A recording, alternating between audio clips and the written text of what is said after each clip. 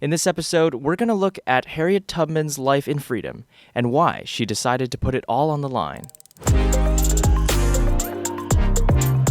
Why did Harriet Tubman risk her freedom after just escaping years of slavery? Harriet's life in the free state of Philadelphia was pretty good.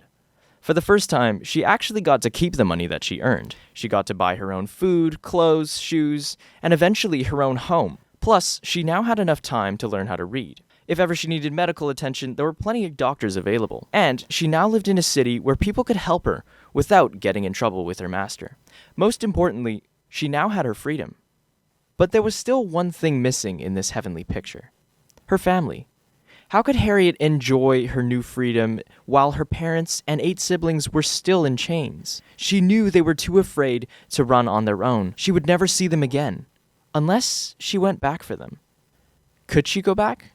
Those who successfully brought fugitives from slave states were few and far between. If you wanted to travel from Philadelphia to Maryland, you need money.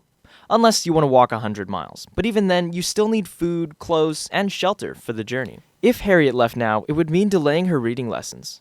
The downside was that slave hunters sometimes looked for runaways by checking if they could read or not. What's even worse is that Harriet was going back to her hometown.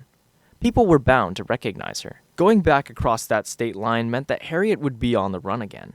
She would be hunted. According to the Fugitive Slave Act of 1850, anyone who helped a fugitive could be fined up to $1,000, which is $38,000 today. And you could be put in prison for up to 6 months. If you were caught with multiple charges, that penalty could easily increase. A year earlier, a Quaker from Ohio was caught helping fugitives and sentenced to 3 years in prison. He only survived for 9 months. The Fugitive Slave Act also allowed slave hunters to recruit public officials to help them capture slaves. This law was enacted in both free and slave states, and it had a double effect on Harriet, as somebody who helped slaves and as a fugitive herself.